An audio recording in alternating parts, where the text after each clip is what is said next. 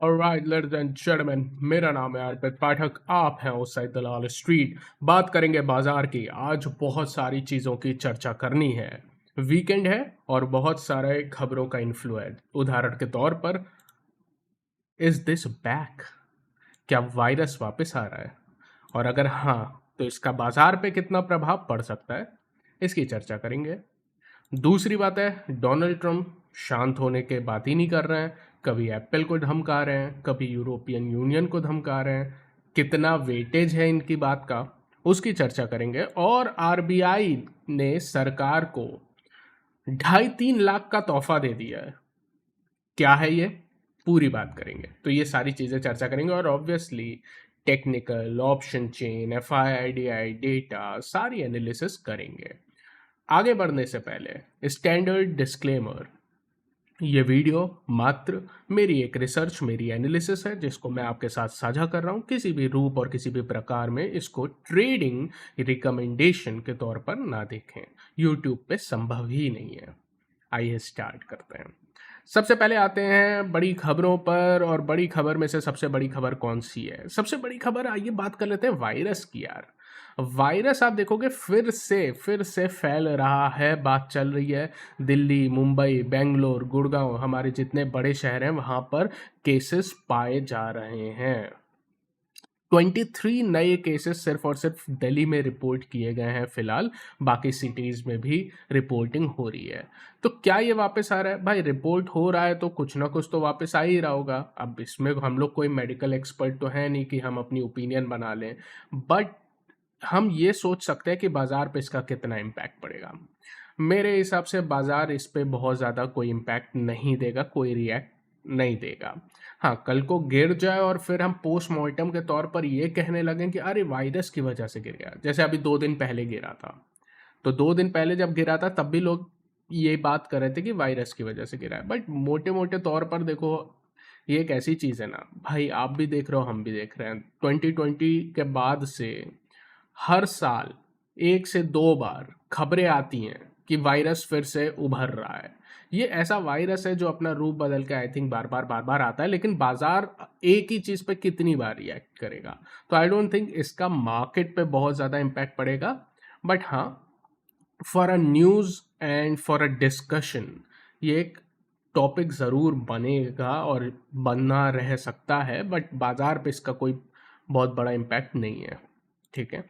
दूसरी बात है कि एप्पल वाली क्या है? ट्रंप ने बोला है कि भाई, अगर आप एप्पल के फ़ोन कहीं भी बनाओगे, दुनिया में कहीं बनाओगे, सिर्फ भारत के लिए बात नहीं की है। उन्होंने कहा आप कहीं भी बनाओगे मैं 25% टैरिफ लगा दूंगा आपके ऊपर। ऐसा उन्होंने बोला है, अभी लगाया नहीं है, बट इतने बोलने भर से ऑब्वियसली शेयर गिर जाएगा। अब आप जानते हो क्यों इसका इम्पैक्ट पड़ेगा? यार, भारत आईफोन बनाने की फैक्ट्री बन चुका है।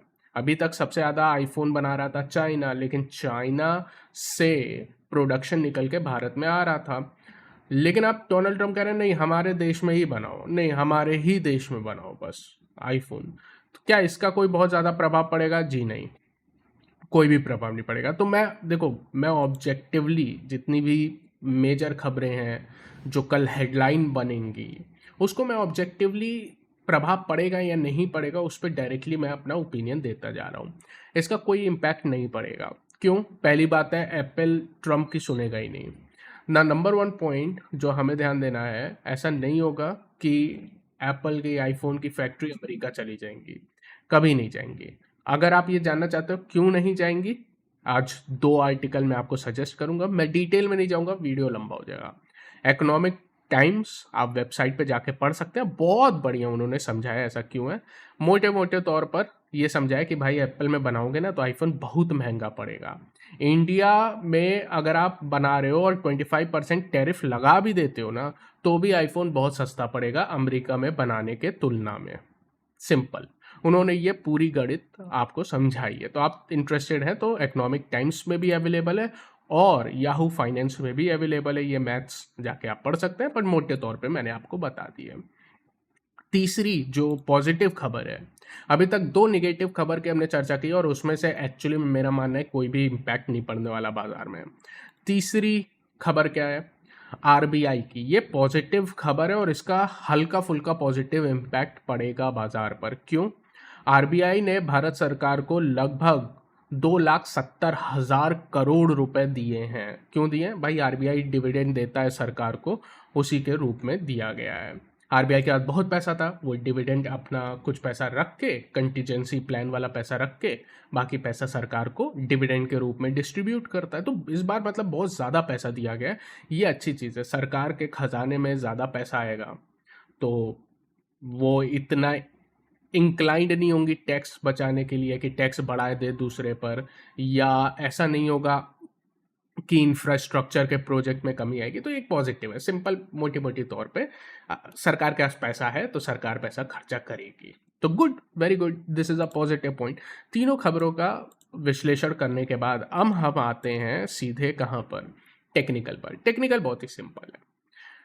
देखो टेक्निकल हम लोग पिछले कई दिन से एक चीज़ कह रहे हैं, नीचे 24,500 मोटे मोटे तौर पर बड़ी सपोर्ट है, ऊपर 25,000 बड़ी बड़ी रेजिस्टेंस है।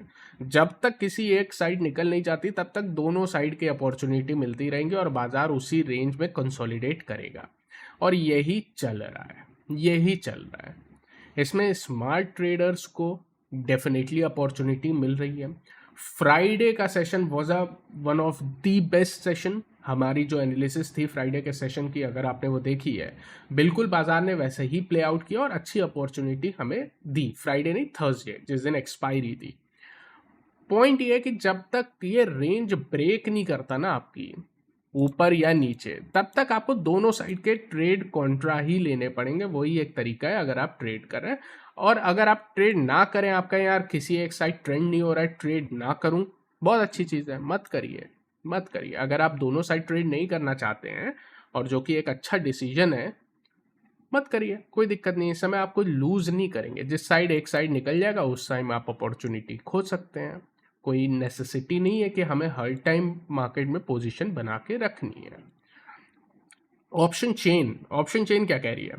ऑप्शन चेन का आज ना बायस बुलिश साइड पर है, हल्का सा बुलिश साइड पर टिल्टेड है ऑप्शन चेन। क्यों? आइए समझाता हूँ। देखो ऑप्शन चेन आपसे क्या कह रही है मोटे मोटे तौर पर। सबसे पहले 25,000 सबसे बड़ी सपोर्ट है, S2 और स्टार लगा दे रहा हूँ। कोई नई बात नहीं है, बहुत अच्छी बात है, हमें पता है। 24,800 लेवल है जिस पे आपको अपनी नज़रें रखनी है।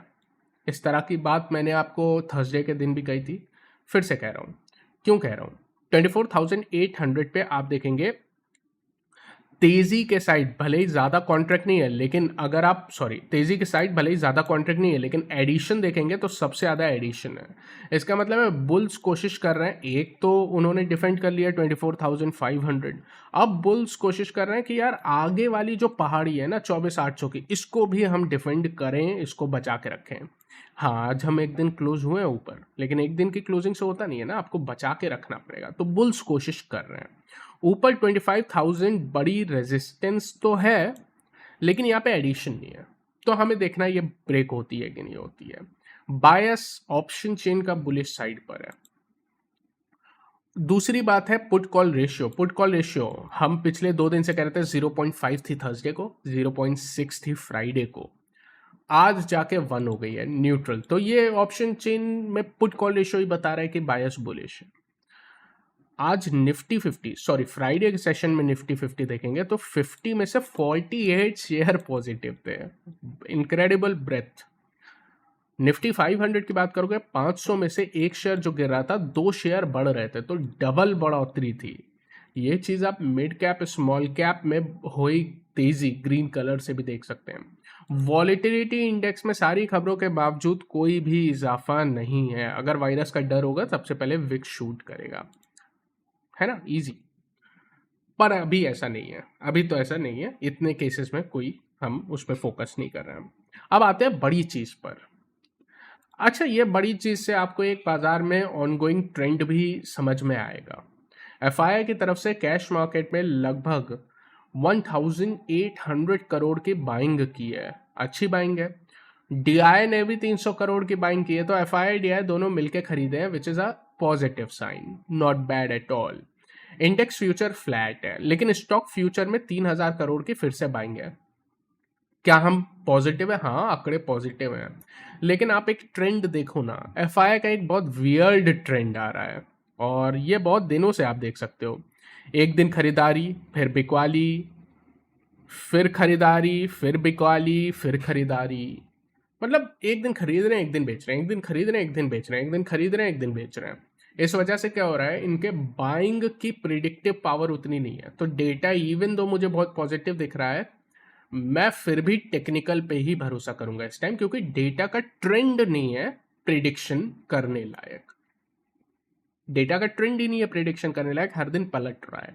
तो हम टेक्निकल के लेवल्स पे ही भरोसा करेंगे। तो मोटे मोटे तौर पर पूरी वीडियो की समरी क्या है, बाजार रेंज बाउंड है, 24,500 नीचे के साइड, 25,000 ऊपर के साइड। आपको मैं फैक्चुअली बात बताऊं, अब आज आप देखोगे मैं ऐसा नहीं कह रहा हूँ बाय ऑन डिप्स, और मैं कोई बहुत पॉजिटिव बात नहीं कर रहा हूँ, निगेटिव भी नहीं कर रहा हूँ, लेकिन पॉजिटिव नहीं कर रहा हूँ। क्यों? क्योंकि ये टाइम मुझे लगता है आप ट्रेड नहीं भी करोगे कुछ होगा नहीं, एक साइड निकल जाएगा तब ट्रेड करें। दूसरी बात है, ये ट्रेड ऑलरेडी हो चुकी है, थर्सडे के सेशन को ये ट्रेड हो चुकी है। तो जो ट्रेड ऑलरेडी हो चुकी है उसमें मैं बाद में जाके थोड़ी एंट्री कर सकता हूँ। This trade has already happened. हमने वीडियो में बात की थी कि थर्सडे के सेशन में 24,500 सपोर्ट ना होके हमने बात की थी 24,400 के आसपास सपोर्ट बैठेगा। एक रेंज बात की थी 24,560 से 24,475, ये रेंज बात की थी। ये ट्रेड हो चुकी है। अब जो ट्रेड हो चुकी है मैं उसमें कोई ओपिनियन बनाने के पक्ष में फिलहाल नहीं हूँ। तो मैं कहूँगा ठीक है, इंट्राडे देखेंगे, अपॉर्चुनिटी मिलेगी नहीं मिलेगी, वरना इस समय ट्रेड ना करें, कोई फर्क नहीं पड़ता है। किसी साइड निकलेगा, एक साइड निकलेगा, तब हम मोटे मोटे तौर पर देखेंगे। तो नो ट्रेड भी हो सकता है, हेज भी हो सकता है, बाय ऑन डिप्स भी हो सकता है। मतलब ये दोनों तरफा, हर तरफ का बंदा खुश रह सकता है, इस तरह का मार्केट है ये। बट हाँ, लेवल से प्रॉपर काम करना पड़ेगा। लेवल क्योंकि अभी भी बाइंग के लेवल है 24,500 पे, लेकिन एक बार हम कर चुके हैं थर्सडे को, तो मैं उस चीज़ को दोबारा नहीं करना चाहता हूँ। मेरी गलती नहीं है ये। अगर आप टेक्निकल एनालिसिस का बेसिक्स भी जानेंगे तो जितनी बार टेस्ट होगी डिमांड जोन उतनी वीक होती है। तो मैं उसको बार बार रीटेस्ट पे एंट्री करने के पक्ष में आपको बोल नहीं सकता, ऑलरेडी टेस्ट हो चुकी है। आई होप ये चीज़ आपको समझ में आया हो कि क्यों मैं ऐसा बोल रहा हूँ। इफ नॉट, आप मेरे से चर्चा कर सकते हो कि इसके पीछे जो टेक्निकल थ्योरी है, ये जो हम चर्चा करते हैं टेक्निकल एनालिसिस की, ये किस बेसिस पे है? ये डिमांड जोन के बेसिस पे, आईसीटी कंसेप्ट के बेसिस पे, इस पे हम चर्चा कर सकते हैं किसी और दिन। Have a lovely weekend, thank you so much, enjoy your Saturday Sunday, take care of your family, I will see you again, take care, bye bye.